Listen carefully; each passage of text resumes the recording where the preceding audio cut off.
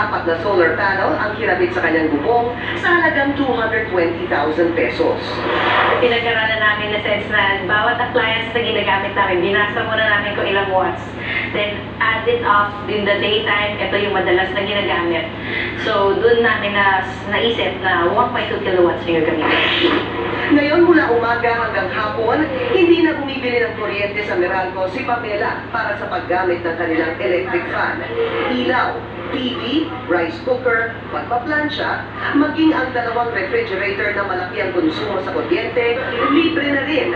Ayon kay Pamela, nakatipid sila kada buwan ng halos 3,500 pesos dahil sa gabi na lang sila bumibili ng kuryente sa Meralco.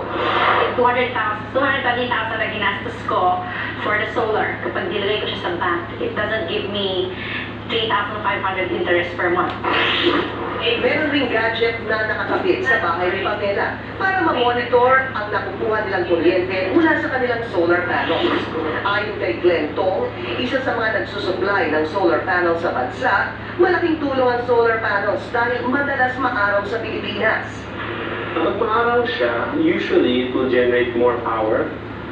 Sometimes, kapag cloudy siya, it can also generate more power basta may light. Inaasahang tatagal ng 25 years sa full capacity ang solar panels, kaya't mahalagang may warranty ang mga ito. Matapos ang 25 years, gagana pa rin, pero nasa 80 to 85% ang kapasidad nito. May payo rin ang Department of Trade and Industry sa mga may balak lumipat sa solar energy.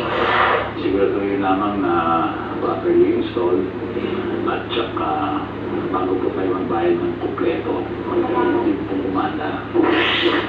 Sa iba pang katanungan o problema hinggil sa solar panels, maaaring tumawag sa DTI hotline.